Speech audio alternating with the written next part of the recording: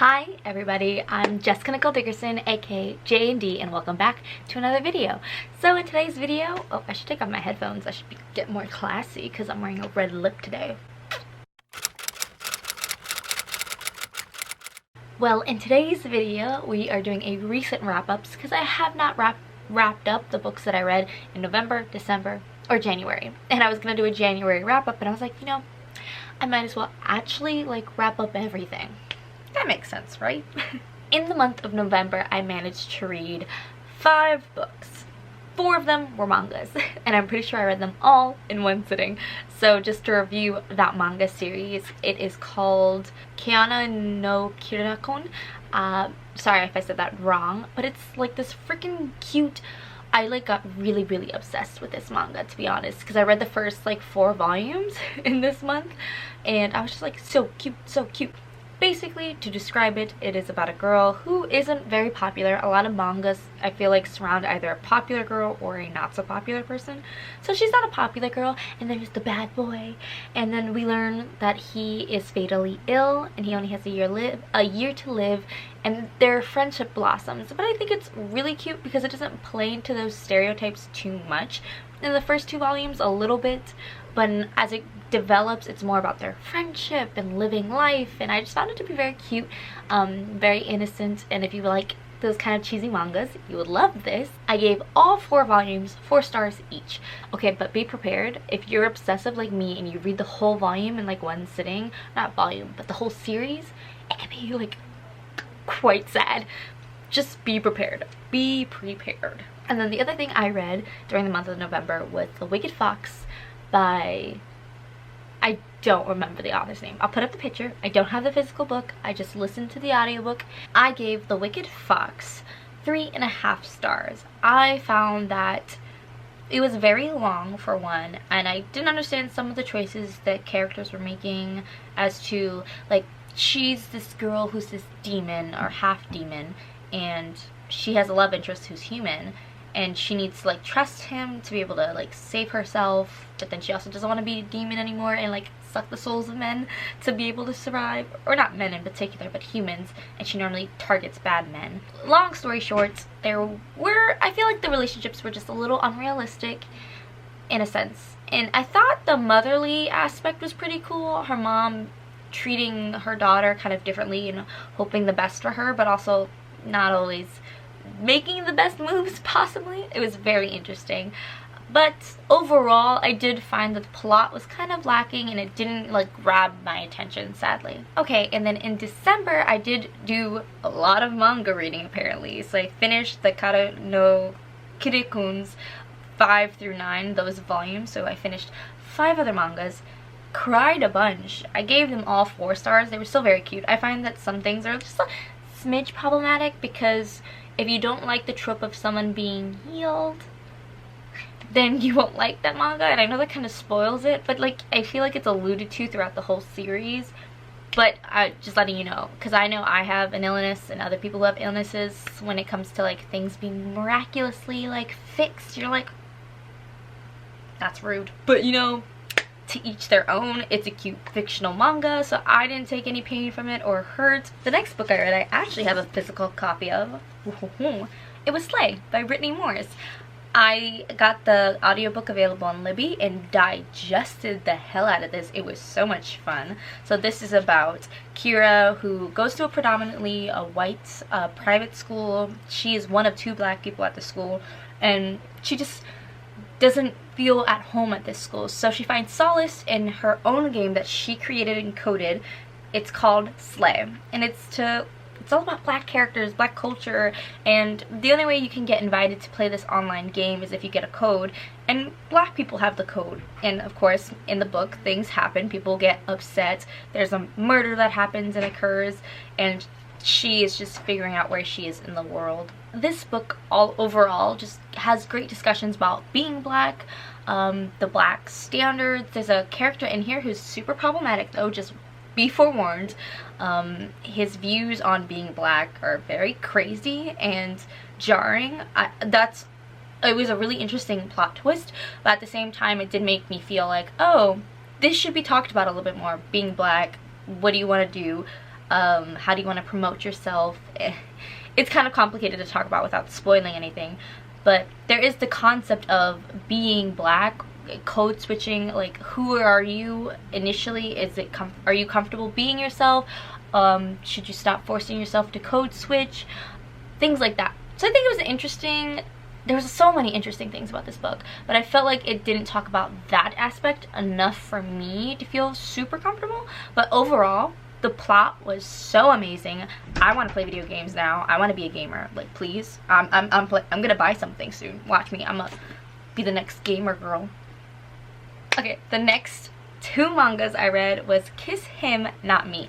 Also, a super problematic manga, but I was feeling the need for cheesy mangas apparently, and I only read the first 2. I kind of have stopped since, but I think I'm gonna go back into it because I know as the story progresses it's gonna get less problematic, because that's how kind of mangas roll. They have this foundational trope and then they kind of layer in the character dynamic, which is super fun.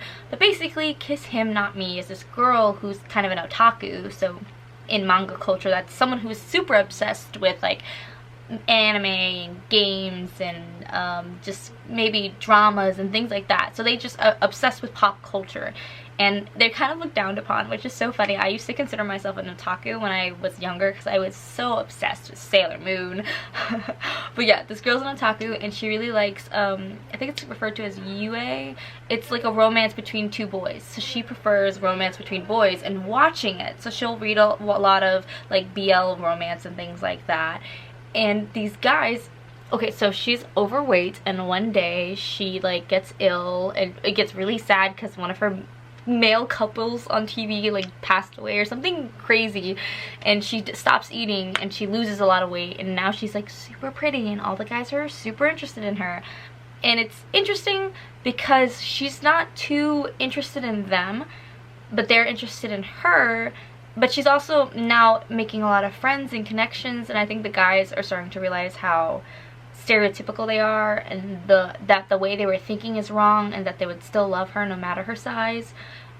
During volume 2 it gets more into that, and I feel like into the series as it progresses it's going to get more into loving the person. It's just also hilarious because this girl is so funny. She's just so quirky, and I love her for that. And I also love that she isn't just dating some guy because he says he likes her now. She's like, well, how about we all hang out together? So now they're all just a group of friends. These guys are interested in her, and she's like, nah, let's just be friends. But yeah, still very problematic. I gave all the volumes 1 and 2 3 stars just because like it's a problematic storyline, but it's still funny, it's still cute, and it's a trashy manga, so only read it if you like it. Like, go into it knowing that it's problematic, but it'll have you laughing and crying so hard. The next book I managed to read was Muse of Nightmares, which ended up being one of my favorite books of freaking 2019. I almost said 2020, but I caught myself. You guys know this. It is the sequel to Strange the Dreamer, which is about Lazo Strange, who is a librarian, and you know, he's weird and he's adopted or orphaned, and he's just trying to find this magical world he's always heard of but hasn't had the chance to go witness it, and now he has the opportunity to go see it. Okay, so book 1, Strange the Dreamer, was all about the journey and finding out everything you know is a lie, and it was like layered with, it's so suspenseful. This one is just all action. It's all, okay, this happened, react, this happened, react, this happened, react. It was like non-stop happening. So I feel like a lot of people who don't like the first one might like the second one actually a little bit better. There is a little bit more romance layered into it because the characters are now a little bit more established, if that makes sense. But also, the world is just crazy. It's just really fascinating. I really enjoyed the world. And I also enjoyed the writing. Oh, and then, oh, the characters. There's so many good things. I'll stop, because I could go on for days. 5 stars, obviously. The next book that I read in December is A Conjuring of Light by V.E. Schwab. I gave this one 4 stars. I freaking loved. The second book is like my favorite. A Gathering of Shadows. The character development, the plot was so freaking good. This one is like, it was a good wrap up. Lots of action. The writing was also very concise and pretty and whatever. But the action was top notch. there was constant, you know, things were constantly being thrown at you, and you're like, oh, please don't die, please don't die. The whole book. But yeah, it was very good. I still have to say that the second one is my favorite. So the series goes like 3-star, 5-star, 4-star, because it's an ending, you know, wrapped up. I feel like it could still continue in this world. To be honest, I'm not too interested in this world as much as I am in this one, whereas I want a million stories of this. This one, it almost feels like an urban fantasy, even though it's not. It is kind of based in London, so maybe it is kind of considered that. But I think it's just missing that little spark in me. Like the second book had that spark, man. I was ready to, like, do you ever sit there reading and you just like want to throw the book because you're just like, why is this so good? Am I the only one? I need to calm down. I'm just so hyped. But yeah, and then I think the last book I managed to read in the month of December was a comic book, Aster of Pan. I got accepted to NetGalley in December and like requested a bazillion books. Of course, now I have like 12 books to read. I've only managed to read 2 of them, so my score is so low. And if you want to hear more about that, I talk about it in my vlog. But Aster of Pan was a really cute comic, honestly. I'm actually shook. I'm like, more people need to read it. It was really fun. And the twist of like, basically Aster of Pan is like a dystopian world where now things are kind of, you know, different. The environment, there's not like a certain house structure, and food is limited, and they give you certain portions based on your family size, and jobs don't seem to be the same. Like, people seem to be hunting and gathering, but a little, just slightly more modern, because machinery and things seem to be left over. Like, they'll be collecting bullets and other things that they can find in this desolate area. And also there's this weird rule about who can travel where. So Aster isn't from Pan. Pan is the country that she lives in. She somehow ended up there and now is there, but she isn't considered Pan, the country. She isn't considered of a native there. But then some dude comes in threatening Pan, saying you need to join us and give us your food, blah blah blah, because I think a global issue is food. They're running out of resources, and Pan seems to be managing their resources pretty well for food, and this other country comes in and it's like, hey, let's share, let's give us your food, and Pan's like, no, and they have to fight to see if Pan can stay independent. And the battle was just funny, and the character dynamic looks really interesting. There's also some secret family stuff. It was very cute, so I gave it 4 stars. It was a very cute comic. I highly recommend. Super cute. The first book I read in January, the first book of 2020, was Saltly Bittersweet. This book was so beautiful. If you like With the Fire on High, you need to check this one out. It is about Isabel, who is Cuban, French, and Black. She's living in France right now because she's dealing with the loss of her abuela and her parents' divorce, and she's moved in with her kind of new family, her dad and his wife, who is pregnant, and she wants to be a master chef. She dreams of having a Michelin star restaurant one day, and I love this book. I love this book because the concept of what is life? How much work do you put into it? What is your goal? Is what you're doing worthwhile? All the stress and anguish and heartbreak you put into your dream, is it worth it? Or are you really stressed and constantly working to no end? Like, finding that happiness. It is a cheesy romance, just letting you know. It is romantic. There's some cute romance, but it also has this very great debate about, like, what are we doing with our lives, you know? I feel like the hustle mentality is so real, and this book really, really combats it so well. I could not recommend this book enough. It's literally might be a new favorite of the year. It was so amazing, right? And oh my god, if you like food, oh my god. It describes food so well. Like, she's cooking all the freaking time. Desserts, savory things, it's just, oh, so good. The next book I read was for Brown Girl Book Club, our first book club pick, Piecing Me Together by Renee Watson.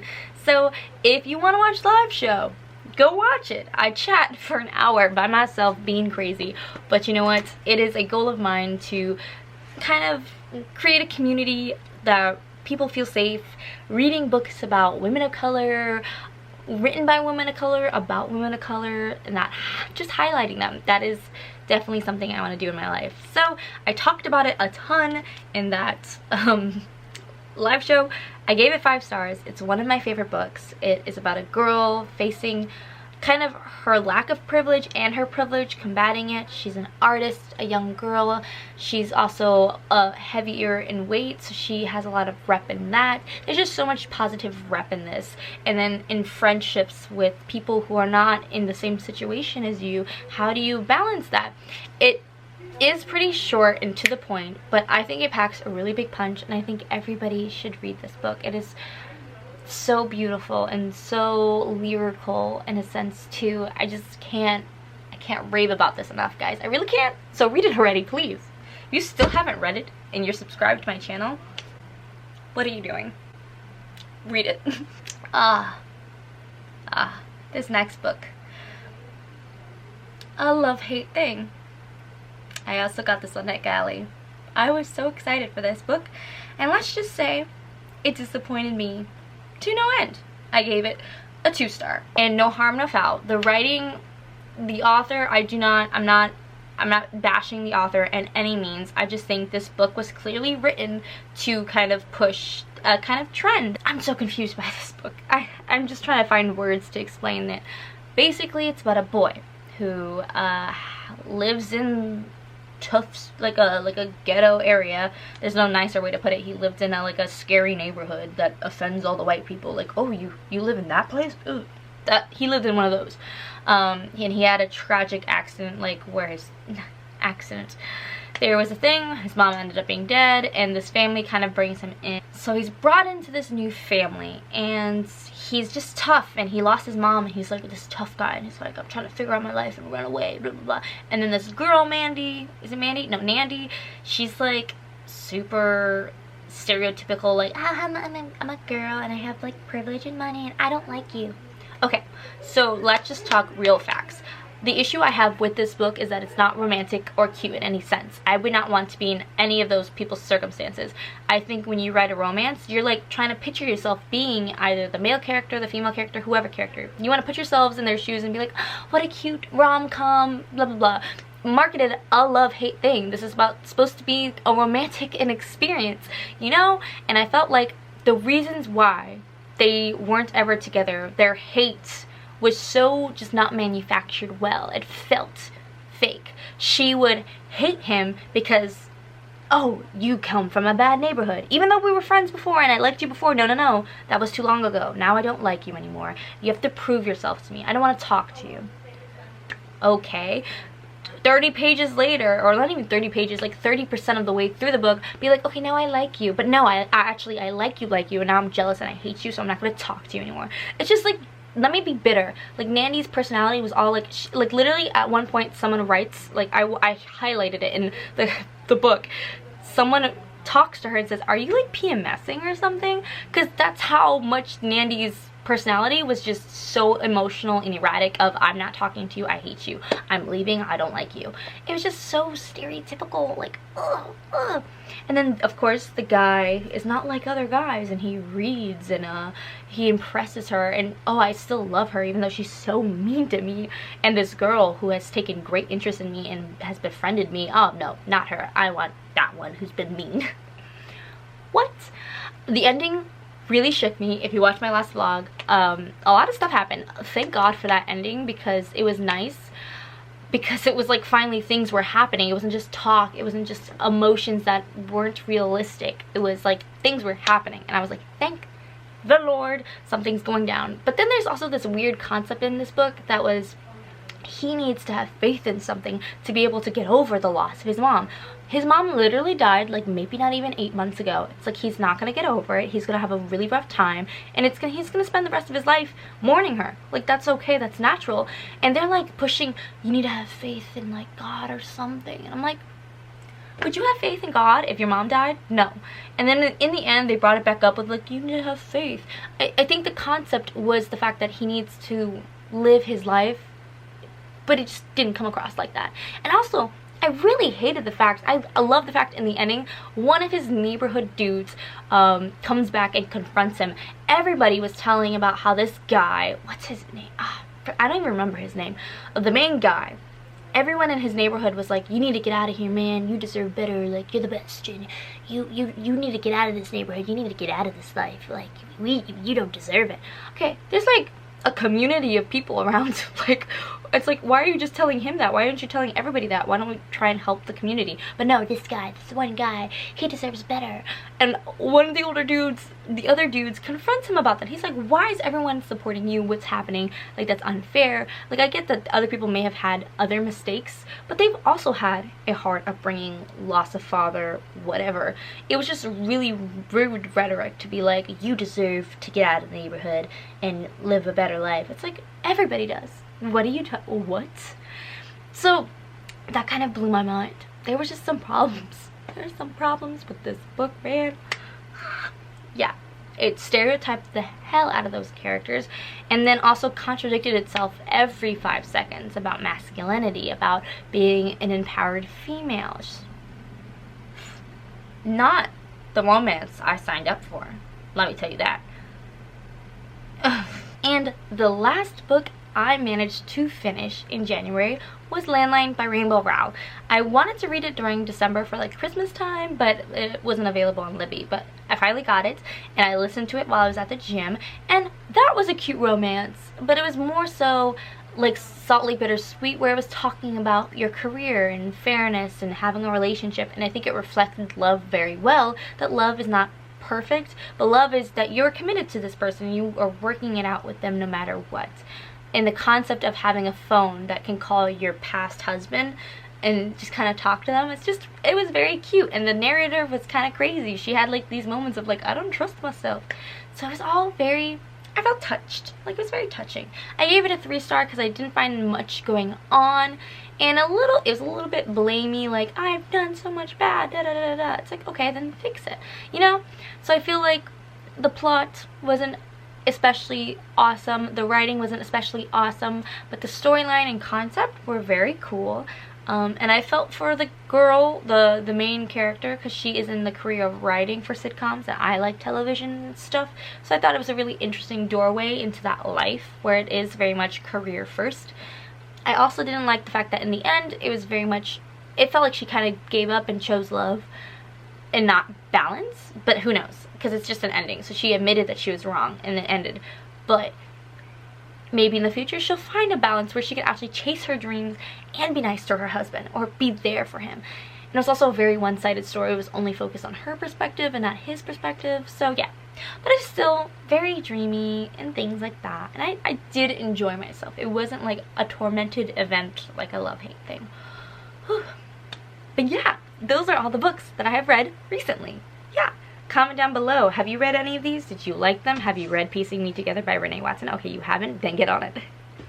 It's February. You have no excuse to be not reading some good black lit. I tried to snap there and I almost failed. Okay, thank you guys so much for watching this video. I hope you subscribe and like if you like my content and all this, you know, whatever this is. But yeah, I will see you guys in my next video, and I love you guys so much. Please have a wonderful freaking day.